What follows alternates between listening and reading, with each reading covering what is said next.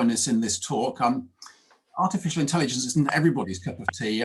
Sometimes it takes a little bit of a kind of bold leap to engage with this topic, but hopefully we can go through and there'll be stuff here which will be of interest to you.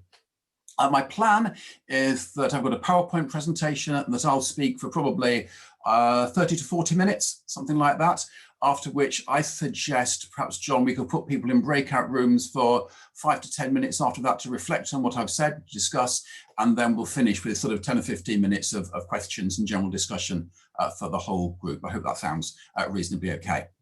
Yeah, so, sounds good. Without further ado, let us go on to my PowerPoint. Here we go. So we're looking at questions concerning artificial intelligence. I really want to start by just saying what I mean by artificial intelligence, because there are at least 3 different things one could mean by this phrase. The first is what we might call weak artificial intelligence, or AI. That's where a machine, maybe like a mobile phone, does something which kind of looks as if it's intelligent, but it's not actually conscious like a person. So when your phone or your sat nav tells you the best way to get from Bedford to, I don't know, Ware or Milton Keynes, for example, that's using kind of AI, but you wouldn't say that your device was intelligent in the kind of conscious sense like a person. There's then what's called strong AI, which is at the moment just entirely science fiction. This is where the machine is genuinely conscious and has feelings and a personality, just like a human being. We think of creatures like C-3PO in Star Wars. And then in between those two, there's a third variety of artificial intelligence, which I call general AI.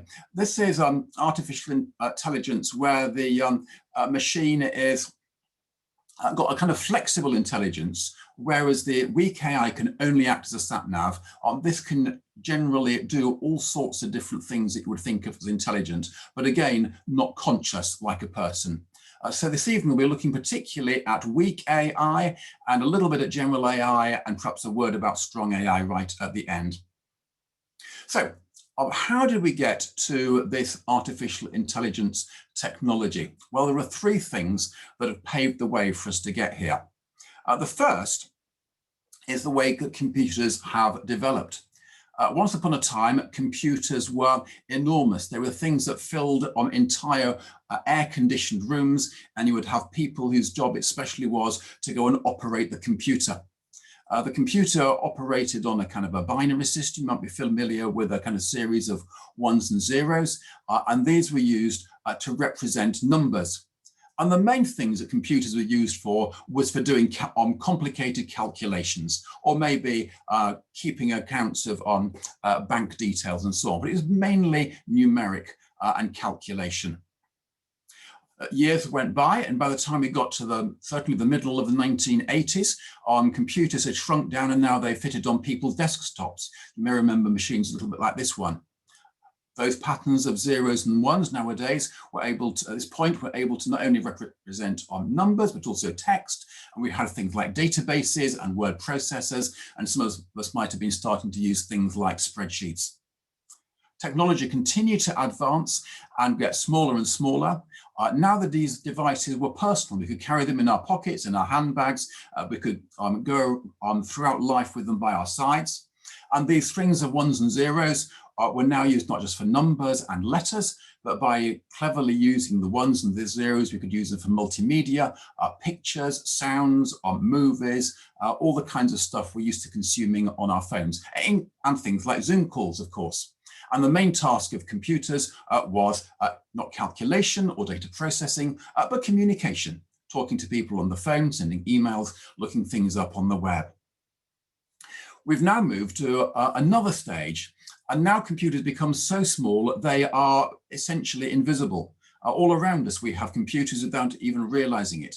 We have computers in our televisions, in our cars, possibly in our fridges, maybe in our thermostats, as well as in our pockets, maybe if you've got a smartwatch on our wrist. These 1s and 0s now represent everything in the real world, and computers are used for almost every conceivable thing you can imagine. So the first thing that paves the way to artificial intelligence is the fact that computer technology is getting more powerful, it's getting smaller, and these strings of ones and zeros can be used for more and more different things. The next thing that paves the way to artificial intelligence is, well, first of all, how we make the machines intelligent. Once upon a time, again in the middle of the 1980s, computer scientists, software engineers, people working in this field were very keen on what they called expert systems, where what they did was they tried to capture the knowledge and the intelligence and the expertise of people who were really well versed in a particular field, whether it was in medical diagnosis, operating machinery, or whatever.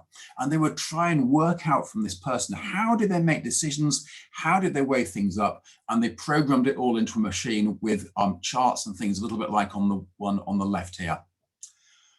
That didn't work very well. In actual fact, the expertise of people who have lots of experience in their domain is too complicated to capture and to record and to write down. People do things by rules of thumb, which we can't always explain and record. So the computer scientists, the software engineers went back to the drawing board and they thought, well, we've tried doing this. We've tried writing programs for computers, capturing the wisdom and the knowledge of the experts. Perhaps we can go a little bit further and we can create machines that can learn and they can kind of develop some of these rules for themselves. And we can provide feedback and tell the machine, is it doing well? Is it doing badly? And when it does well, it does a little bit more of what's good. When it's doing badly, it changes its behavior. And the machine gradually learns what to do. But more recently, the computer scientists and software engineers have gone one step further still, and they have created machines which can learn essentially on their own. Nobody is telling them how to learn or what to do, but using clever techniques, which I can explain in the questions if you're really interested, the machines can learn for themselves. So how might this work? Well, you may be familiar with the Rosetta Stone from the British Museum, which was used to translate Egyptian hieroglyphics. What you have there is you have the same piece of text in 3 different languages. Well, the translators of or the decoders of the Rosetta Stone realized that by kind of matching up different bits in the different scripts, you can work out how the language was operating. And exactly the same thing happens with computer learning.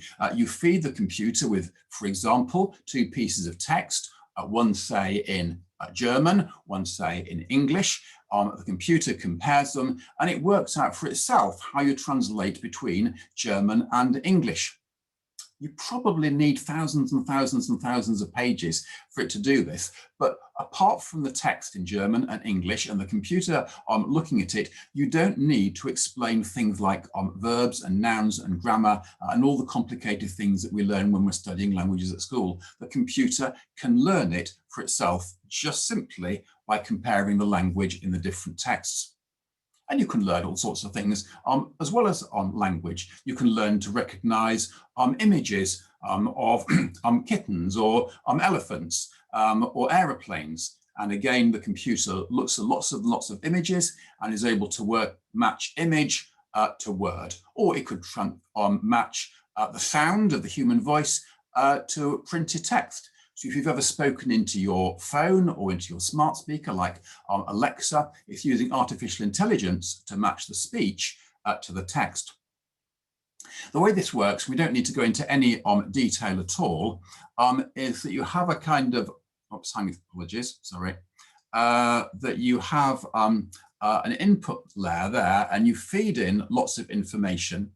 And then this feeds through the network and you see you've got links between these different nodes and they determine what the output is at that end. And the way the computer learns is by when it gets something right, it's correctly identified a German verb or a picture of a kitten, some of these links strengthen.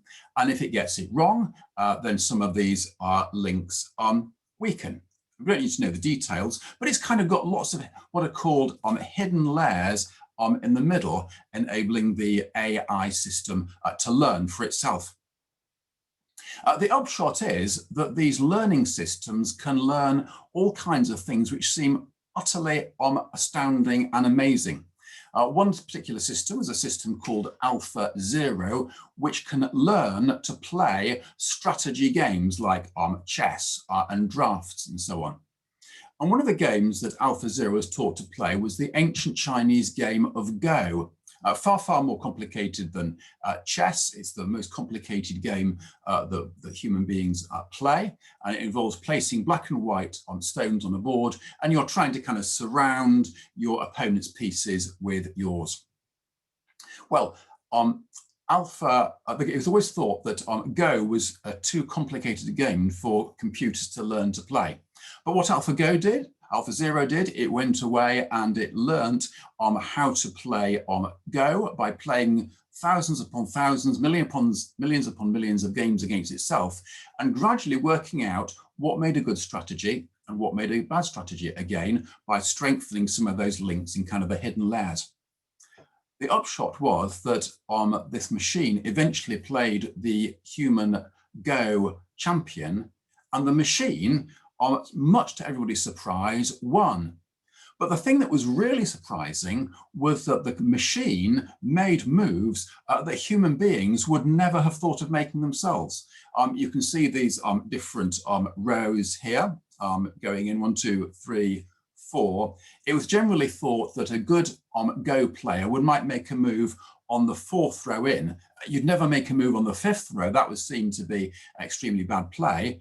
But the computer made a move on the 5th row, and as a result played a game that nobody had ever seen before and managed to win. The same thing is the case with chess. Again, the system learned to play chess, took on Stockfish, that was a previous world chess champion, of course another computer program, and Alpha Zero beat Stockfish by about 25 games to 0 with about 75 draws. Most of the games were drawn. The amazing thing, I think, about this was that Alpha Zero was only given the rules of chess. It played against itself many, many times to learn how the strategy worked, how to play well, and then it played Stockfish and won. The time it had taken to learn how to play chess well wasn't years and years or months and months or even many weeks or days. It learned to play to that standard after just 4 hours of playing against itself, which I think is quite amazing. So the second thing on the road to artificial intelligence, as well as the computer hardware, is this new technique of not using expert systems, but using machine learning where the computers learn for themselves. The final thing on the road to artificial intelligence is big data. Wherever we go and whatever we do, we are providing tech companies with data through our use of maps and smart speakers. Even driving into the supermarket car park, our car number plates are scanned and they go into some computer system.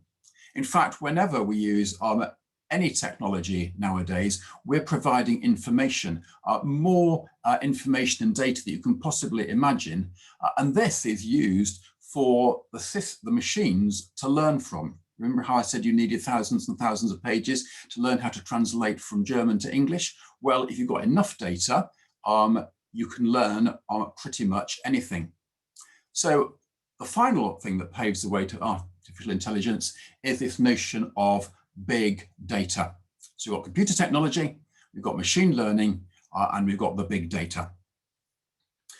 So what do we use artificial intelligence for? Where might we see it? Well, we see it in all sorts of places, and I've listed just 6 things here. We might see it in healthcare and using systems for diagnosing diseases and illness.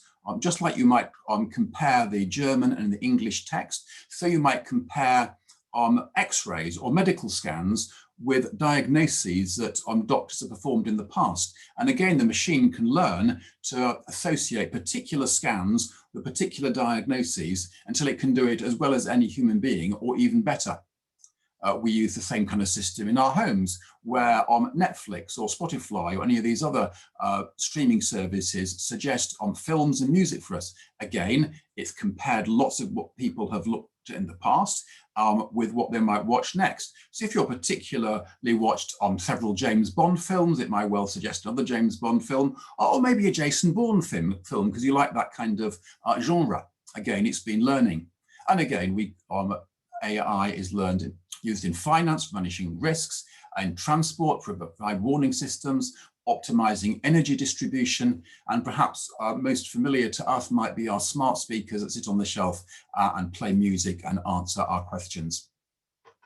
So that's a little bit of background to artificial intelligence. I want to turn for the second half to think about some of the big questions that AI may raise for Christians. And I want to think briefly about 10 different questions that AI might raise for us.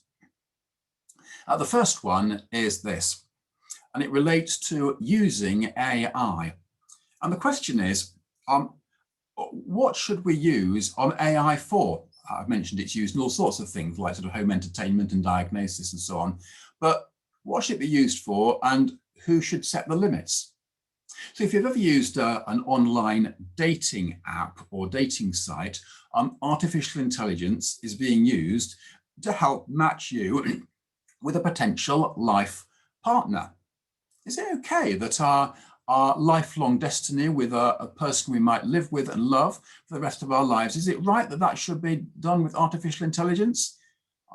Certainly the people I've met who have got married as a result of using dating sites think it's brilliant. But is this something we should trust to a machine? We talked about AI doing diagnosis, but some systems are starting to perform surgery on patients. Some routine surgery, for example, stitching up on wounds after operations, can be done as well with machines as by doctors, nurses, surgeons, and the like. So is it okay to allow machines to operate on people, or is that going a step too far? Or what about, finally, weapons systems? Should AI be allowed to operate weapon systems and effectively to kill people on our behalf? Our initial reaction is to say, no, we shouldn't have machines killing people. But of course, machines can learn to be much more accurate and precise than human beings can. They're much better at distinguishing between, for example, a military target and a civilian target than even the most practiced military or human operator. And so there could be far less collateral damage if we use AI for launching weapons. But is that something we should do, and who should decide? So that's the first question that Christians might have about AI. The second question is this. Who should actually get to use AI? How widely should it be available? Who gets access to it? At the moment, it's used in the rich, wealthy, developed nations. And as you might imagine, those in the developing world have far less access to AI. So should we, as part of our motivated by our kind of Christian faith and concern for the poor, should it be a priority for us to ensure that AI gets into the hands of those who might otherwise be deprived of its benefits? And this can be seen in three different ways. First of all, there's the access to the technology. Some of these machines that the AI runs on are extremely large and complicated and expensive. So should we make sure that they're available to those who are poorer? The data, of course, the information that's gathered by the likes of Google and Facebook and Amazon and the rest, that's in the hands of just a few very large corporations. And this is essential for making AI work. So should it be incumbent upon them to share their data so other people can also use the benefits of the stuff that they have gathered? And then what about the people themselves, mostly living in the developed rich world? Should there be an incentive for them to share their expertise with those in the developing world? So that's the second question. Who should get access to AI? The third question is this. Applicability, by which I mean, are we using AI when there's nothing to learn? Remember my example of the German text and the English text? Suppose instead of putting German text and English text, we'd put the English text against just complete nonsense, random, jumbled up letters and spaces and digits with no rhyme or reason at all, just threw in random stuff. The AI would try to learn to decipher it and would have a go at doing something, but actually the result would be useless. And the problem is that sometimes we use AI in cases where it is essentially matching the kind of the English with nonsense. So some people have been trying to use AI, for example, to identify those of us who are criminals, perhaps, or who are likely to get into debt, or have other life problems simply by, for example, looking at our faces. But there's no correlation between what somebody looks like and whether they're going to be a criminal or get into debt. It's like matching the English with the nonsense. There are some interesting other variations of this. There was an AI system that was used for identifying pictures of fish. And so you would put in lots and lots of pictures on the one side, and you would try and match what the fish were on the other. And it did a very good job until somebody realized that it wasn't actually matching fish at all. Most pictures of fish were held by fishermen, and it was actually noticing the fisherman's fingers. And it was using the chap's fingers in order to recognize the fish. And it had learnt something completely spurious and unintentional. The whole thing is a little bit like the Victorian practice of phrenology, by looking at the bumps on people's heads to try and work out their personality, or maybe astrology. So there's a danger that we need to be aware of using AI when actually there's really nothing to learn, or the machine is learning something inappropriate, like recognizing human fingers rather than fish. The fourth concern for us is bias. Do AIs duplicate human bias? Well, the answer is almost certainly yes. There was some time ago, a few years ago, a thought that we could use AI for scanning job applications to see which would be the best candidates for the job. So how did it go about learning that? Well, we looked at the applications that people have put in the past, and we compared them with those who've been successful applicants on the other hand, did some kind of matching thing. And of course, because there was human bias in doing that in the past, going from application to giving of a job, the machine learned to duplicate those same biases very, very well. The problem was, first of all, that there was flawed data, that there was bias in the data the machine was trained with. And secondly, just like the AI learning the fisherman's fingers rather than the actual fish itself, it was finding all sorts of shortcuts to say, if this applicant is a man in his 40s, he is bound to be the right candidate for the job, because men in their 40s had probably been given that job in the past. Number 5 of our 10. What about artificial intelligence and morality? This is the one that gets most airtime in the media. For example, building ethics into artificial intelligence. And the famous example is a self-driving car.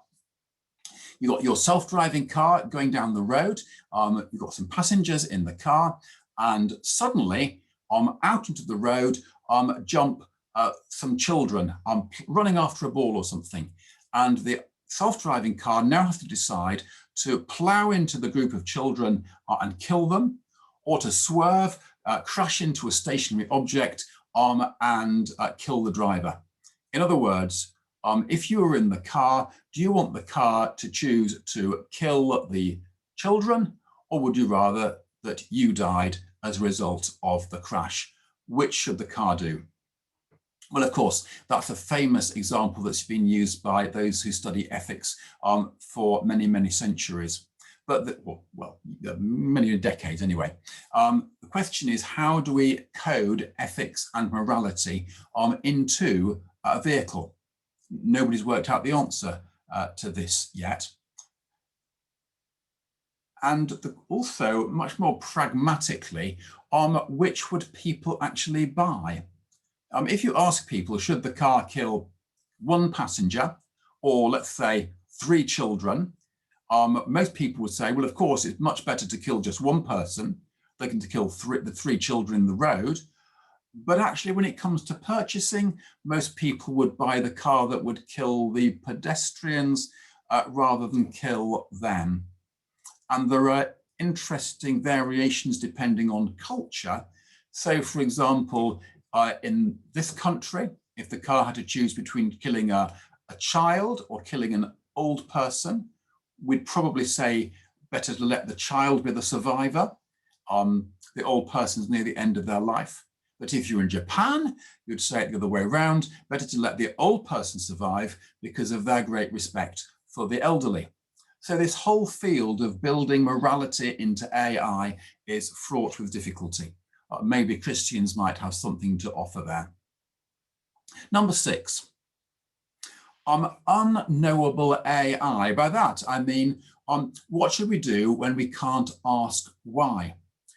Do you remember those hidden layers I talked about in the kind of the network going across?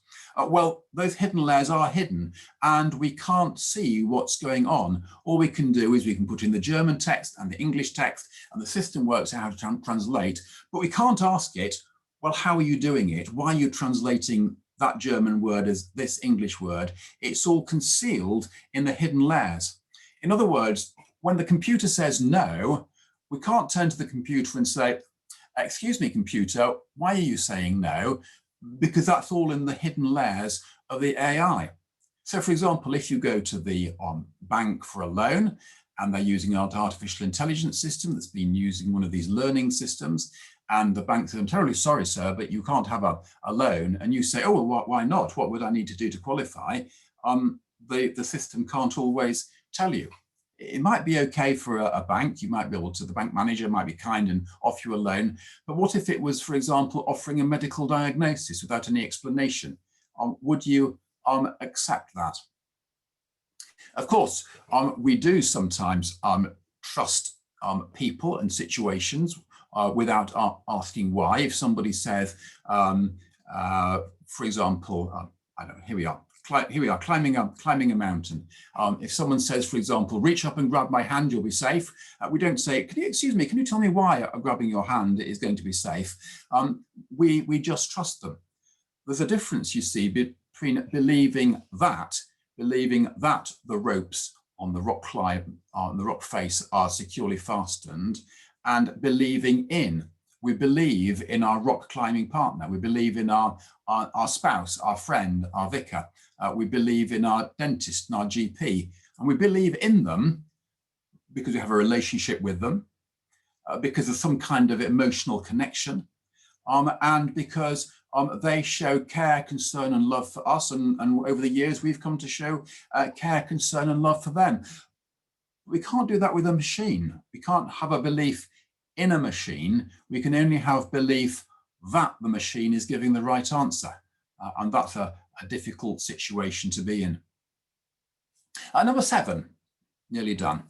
What about the question of idolatry? What about putting our faith? Do we put our faith in God, or in human beings, or in artificial intelligence? You see, once upon a time when we were sick, we would turn to God in prayer. We would trust that God, the creator of the universe, the creator of our bodies, would be able to heal us of our diseases. We would go to perhaps the local shrine and offer some prayers and light a candle and so on and so forth. But we became a little bit more enlightened, perhaps, and now we trust our GPs, our doctors, our medics to cure us, make us better when we're ill. What about if we start to trust machines instead? Is that maybe some kind of idolatry, perhaps? We can get a little bit of help from scripture here. There's a verse here from the book of Isaiah, which warns about going down to Egypt for help and relying on horses and multitudes and so on, because we ought to trust in God. And actually relying on things other than God is idolatrous. So we shouldn't trust the machines. If says Isaiah, or at least if Isaiah was living in the time of AIs, we shouldn't trust them. But on the other hand, in Luke's gospel, we read Jesus saying that if you're going to build a tower, don't you first of all contemplate the cost and whether you're going to finish it. Actually, trusting things like calculations and working things out is perfectly right and sensible. So maybe trusting the machine is actually not idolatry. Maybe it's actually okay. Scripture seems to give us an unclear answer on this. So what about putting our faith in machines? Is that idolatry? Then number 8, digital relationships. You see, as we get more and more sophisticated technology, the danger is that we treat machines more and more like people. I don't know if you've got a smart speaker on your shelf or maybe a smartphone. We start to kind of treat it kind of a bit like a person. We kind of, when we tell it to play the music or turn it up or louder or ask what the weather forecast is like, it's almost like treating it a little bit like a person. But the danger then is we start to treat people a bit like machines. Robots are almost always, if they're going to be in a kind of a domestic situation, designed to look a little bit kind of cute and friendly so that we relate to them. But then the danger is of treating people like machines in a kind of conveyor belt, kind of production line kind of way. An interesting question comes up, for example, with the sat-nav. If the sat-nav tells us to go one direction and the passenger who knows the area says, no, you're much better going another direction, do we trust the sat-nav or do we trust the person? How is it these AI systems, how are they changing our relationships?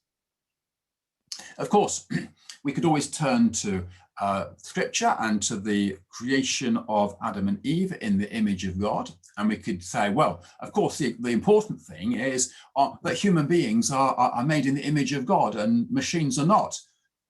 And then we ask, well, what does it mean exactly to be made in the image of God? And we come up with various answers. We say, well, it's obviously not God has 5 fingers and 5 toes and ears and nostrils and things like us. It's much more subtle than that. And we say, well, it's about reason and intelligence. Except, of course, machines, in a sense, have reason. They can do long division and work out quadratic equations and have some kind of sense of intelligence. Well, we say it's about language. Human beings use language. But machines can understand language, just as when we talk to our smart speaker or our phone, or they can translate between German and English. Well, we say it's about creativity. But then we think of the Go playing machine playing a move that nobody had ever seen before. And in a sense, that is quite creative. Well, we say it's about forming relationships. Well, perhaps that's getting us in the right direction at this point. Perhaps we do have a relationship of sorts with our technology, but human relationships seem to be much deeper and different in a special way. And of course, machines don't have morality, they just follow rules. We can program our self-driving car to crash one way or to do the other thing, but the machine doesn't feel guilt about what it's done. So human beings do still have a sense of morality, which machines haven't got. And machines are worthy of special respect. It's sad when my smartphone finally dies and I've got to replace it, but not in the same way as losing a human being. And of course, human beings have spiritual awareness, whereas machines haven't.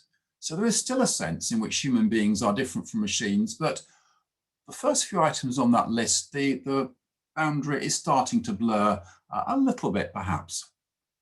Number 9, and we're nearly done now. There are, of course, limits to artificial intelligence. We were talking mainly about weak AI, the systems that can do particular things like translating from German to English or diagnosing illness or answering questions on your smart speaker. But of course, there are various things that AI can't do at all. And at the moment, it seems will be forever beyond the scope of what artificial intelligence can achieve. I've mentioned learning as something which they can do, but they're actually not very good at it, to be perfectly honest. I don't know if you have learned to drive. When I learned to drive, I probably drove maybe 100 hours of driving before I passed my test, maybe 20 lessons and some practice in between, maybe about 100 hours.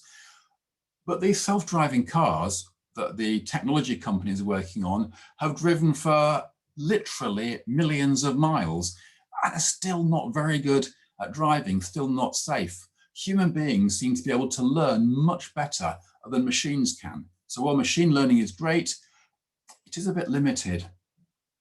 The next thing is that AI is limited in terms of its creativity. We can create fantastic AI systems that can mimic what already exists. You can find on the internet computer systems that can compose music in the style of Beethoven. It sounds wonderful, just like Beethoven, but it's in the style of Beethoven, or art in the style of your particular favorite artist, but it's always in that style. It takes some genuinely creative human being to invent a new style of music or a new style of art, or to come up with something that nobody has ever thought of before. AI doesn't seem to have that genuinely, completely original creativity that people have. The next thing is that AI can't show empathy. There's no feeling in an artificial intelligence system. It can look at pictures of faces and work out if the person is smiling or not. It can monitor behavior, but it can't tell what's going on inside a person. It can't understand a person's inner life because the machine itself doesn't have an inner life. And perhaps that's one of the reasons why self-driving cars are such a conundrum, because they can't have the sense of empathy with the children running into the road or the driver sitting in the car. And because they can't have empathy, a human driver would notice the children playing ball on the pavement and know that any moment they might run into the road, but the AI system, not understanding children, wouldn't realize that kids playing with a ball are likely to pose a driving hazard a few seconds later. And finally, of course, another thing that AI can't do is it can't worship. There's no sense of artificial intelligence having a spiritual life or a connection with God or desire to pray or feelings of guilt or shame or the elation and joy of having been forgiven and adopted as a child of God. AI can't have artificial faith. And so, I should just say this briefly in passing. One of the things that we often read about, if you follow this in the media, is the idea that you start with a little AI and it's so intelligent, it can design a slightly better AI, and that's even cleverer, so that can design a better one still. And we go through a series of each artificial intelligence creating the next one until we go up this kind of ladder of intelligence. And eventually we have machines which are more intelligent than human beings. Well, the problem is they might be intelligent at the things that machines can do, like playing chess and Go and translating languages, but they won't be intelligent in the ways that matter, like showing empathy and creativity and being able to learn and worship. And then finally, question number 10 for us Christians, and that is a question of consciousness. I mentioned the C3PO strong AI at the beginning, where the machines could be conscious. So can they be conscious? Could you have a conscious machine? And if you did, how would you know? Well, the problem is that human beings have this kind of what philosophers call a qualia, a kind of a what it's likeness. When we are, as I am in that photograph there, when we're sitting in a boat, there's a sort of sense of what it feels like to be there, a sense of what you're anticipating and slightly nervous about, and what's going on inside you. And we don't know, I have no idea how to encode that for a machine. Remember the ones and zeros representing numbers or letters or multimedia or stuff in the world? How do you express an experience of what it's like in ones and zeros? So for example, I'll give you another example. It's Christmas and you hear that unfortunately Uncle George can't be with you this Christmas. You feel to start with, oh, that's a bit disappointing that Uncle George can't be with you. And then you feel quite pleased actually, because secretly pleased, because actually he does get drunk and tells some rather embarrassing jokes, and it's a bit awkward having him around. And then you feel guilty that you feel pleased that he's not there, and all these emotions and feelings are going on in us. How can we possibly encode those using just ones and zeros inside a machine? And likewise, how would we know that the machine was conscious anyway? We can't even tell that another human being is conscious. They look conscious, they look to have an inner life like us, but we don't actually know. Philosophers have puzzled for years. How do you actually know that another human being is conscious?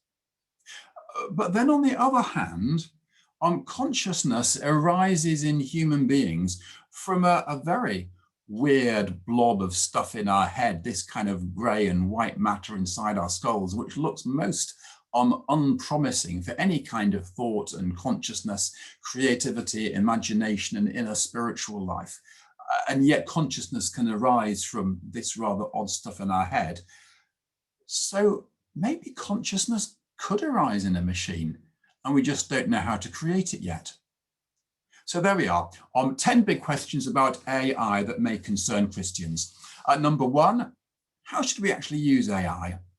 Number two, who gets access to it? What about those who are poor and disadvantaged? And number three, are we using AI when there's nothing to learn, like phrenology, or that the fingers of the fisherman holding the fish?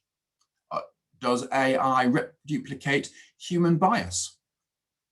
What about building ethical AI, for example, a self-driving car? What should we do when we can't ask the computer why? Should we go on trusting what it's telling us? Where do we place our faith in God, in humans, or in the machine? And is placing our faith in the machine, is that some kind of idolatry? Do we end up treating machines more like people, and then people more like machines? And are perhaps artificial intelligence systems beginning to intrude a little bit on what it means to be made in the image of God? What about the things AI can't do, like creativity and worship and human relationships? Should we be trying to answer those questions, or are we just jolly pleased that AI can't do those things? And finally, can machines ever be conscious? And if they are, how would we know? Well, there we are, a very quick run through the 3 steps to developing artificial intelligence and 10 questions for us Christians. If you want to know more, there are very, very few books that I know of that approach this from the perspective of faith. But here are 3 books from a secular perspective you might want to look at. Artificial Intelligence for Dummies goes into some of the technical aspects, but in not too deep a level. So if you know a little bit about computers, you should be fine with that. You Look Like a Thing and I Love You explains how artificial intelligence works, and it's one of the funniest books. I did say funny, funniest books I've read in a long time. You'll love it. And if you are working in business and you want to know how artificial intelligence and other new technologies are likely to change the world in the future, The Innovation Ultimatum is the book for you. There we are. I'm afraid I've gone on about 5 minutes longer than I intended, but hopefully some of that's been interesting, and maybe we can go into breakout groups now to discuss what I've said and perhaps come back with a few thoughts and comments after that. Thank you for listening. Hi, Tim. Yeah, no problem putting people into breakout rooms. What particularly do you want people to be discussing? Just sort of thinking about the questions that you've posed and gathering their thoughts?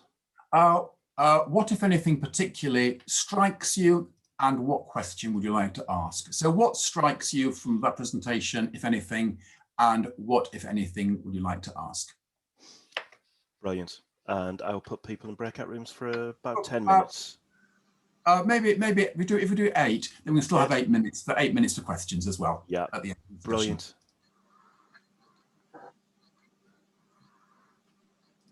We've got 16 minutes there.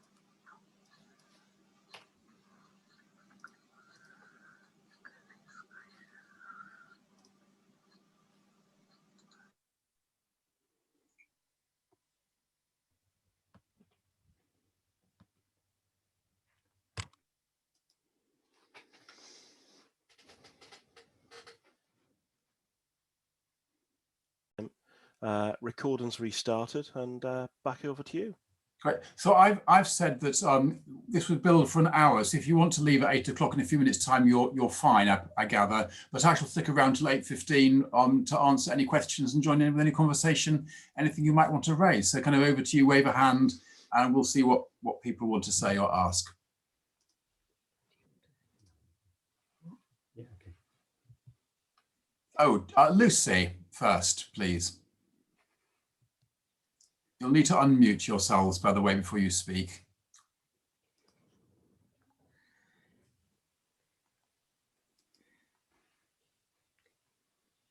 I'm afraid I still can't hear you, Lucy. I think you're still. Oh, yeah, that's better. That should be right. That's Tim, working. how can you use your knowledge of AI in your Christian ministry? How can I use my? That's an excellent question.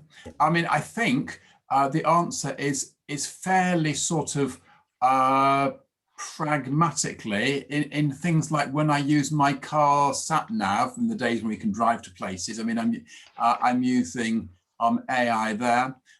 When I've got AI on some of the AI things on the computer software I use. So I didn't do it particularly this evening, but there's AI on the PowerPoint system for creating presentations, which we're going to do stuff for you. So I kind of use it as a tool. I suppose is in a quite an understated kind of pragmatic way. Right. Yes. Because I wondered if it had any special possibilities that you could. I mean, yeah. I mean, so if you've got one of these smart speaker things, I know the Church of England has given it a skill of doing the prayer on the collect for the day. So you can say Alexa or Siri or whichever, pray today's prayer, and it will speak the prayer for you. So I mean, it's used in a kind of fairly kind of low key kind of way, but the machine isn't praying itself. Oh right. Yes. Okay. Yes. Yes. What's the church's special prayer for today? Yes, exactly. Yes. Yeah. That would be rather good, but you would have to program it in. Yes. It would pick it up. We've got some questions coming up on the chat, so I'm just going to open the chat and see what we've got here.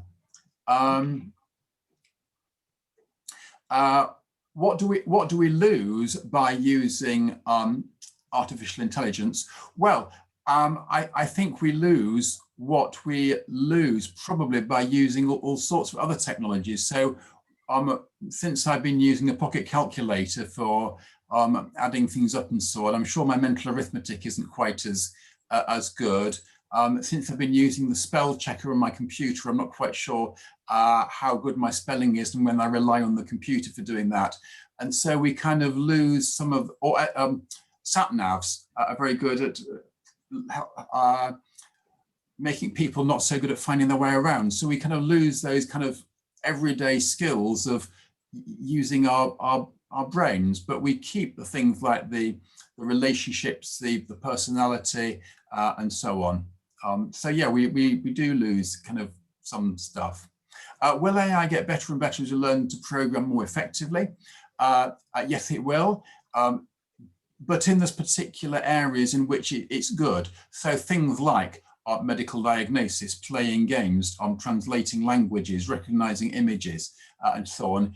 We don't know at the moment how to make it good at the things it's not good at, like sort of human relationships and so on. And of course, it's not just learning to program AI better and better, it's learning how to feed the right kind of data, and also learning,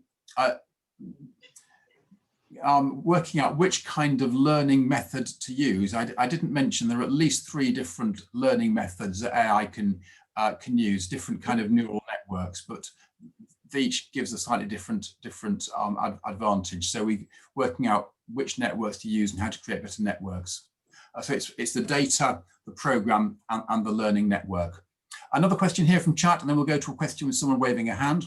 We're wondering whether when humans partner with AI, the result could be dumbing down of humans. Yes, I think just like using the pocket calculator and the spell checker and the sat nav, it could possibly be. Another question, maybe someone waving a hand. Yeah, Michael Taylor. There are some things that you just can't do without artificial intelligence or computing. Things like theoretical physics or sophisticated navigation systems or that sort of thing. So you really need that as essential to be able to do anything. Exactly. Yes. I mean, they enable us to do things that we couldn't otherwise do. Just as a simple example, just as your pocket calculator can calculate the square root of 17 in a way that you can't do, so machines with the right programs, the right information and data and so on can do things that human beings couldn't do. Anybody else? Or I can go back to chat. Oh, just go look at chat again in that case. Here we go.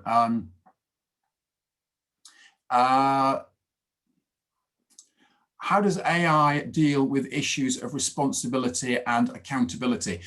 That's a particularly important question when it comes to things like self-driving cars.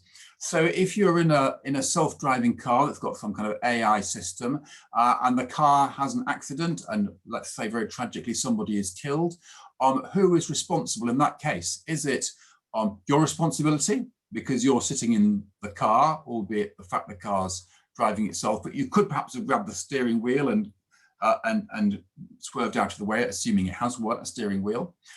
Is it the responsibility of the manufacturer of the car, the programmer of the software, the supplier of the data that was used to teach the car how to drive? These are all sorts of really knotty legal issues which haven't been sorted out at all. Probably responsibility would lie with the manufacturer, and the way car insurance works will be much more the insuring of the manufacturer rather than the insuring of the driver. But as I say, it's not necessarily all resolved yet. So responsibility and accountability are important questions. Who is the policeman for AI? In many ways, there isn't one. A lot of these companies are kind of policing themselves. If, for example, Google, to take an example, is using the photos on the web to learn how to recognize pictures of kittens or elephants or fish or whatever it might be, there's nobody's kind of policing that and saying, Google, you ought to do that, or you shouldn't do that, or you better be careful. It's just like a technology that people are using for learning, and there isn't a kind of an ethical body. I'm sure this is slightly outside what I'm familiar with. I'm sure with some areas like medicine and the military, there will be regulators in those particular spheres saying what can be used in medicine and warfare and so on, but it's not an AI body so much. It will be related to the particular area in which it's used, but I'm not hugely expert there, so correct me if I'm wrong. Legislation, we've talked a little bit about the law there. Do they use AI for modelling the vaccine statistics we're given weekly in areas? Could we have a copy of the presentation? Okay, we've got two things there. AI used in modelling vaccination statistics. It's possible. I don't honestly know how that works. Maybe someone else knows more than I. Yes, you can certainly have a copy of the presentation. That's fine. A lot of it is just pictures, so it won't make any sense to you without hearing me. But perhaps if you've got the recording and the pictures, that will work together. Stephen Hawking worried about robots taking over the world. Yes, interestingly, a lot of notable scientists and thinkers and so on have worried about artificial intelligence and robots taking over the world, which I think is an excellent demonstration that people don't necessarily know very much outside their own field. Stephen Hawking knew an awful lot about black holes and cosmology and the origin of the universe, but he seemed to have a view that these artificial intelligence machines might actually be conscious and have desires and want to take over the world. But if machines don't have desires and wants, and so they wouldn't want to. they'll only take over the world in the sense that they are kind of our smartphones are taking over the world, or big biros are taking over the world, that they'll become more and more common, but they won't be in control as such. I think we've reached 6 minutes past 8. I think you've all done very well staying here for an extra few minutes. So I think perhaps we might draw the questions to a close, but I will stick around for anybody else that wants to ask anything for another, I'll stay around for another 5-10 minutes or so. Tim, thank you very much. I thoroughly enjoyed it. I think looking around the faces and some of the questions we've had, everybody else seems to have really enjoyed it. Really appreciate your time. And yeah, if you're able to send the presentation through, we'll make that available along with a recording for everybody who wants to revisit it, and also those who haven't been able to join us. So thank you very much. Thank you. Thank you very much, Tim. Thank you.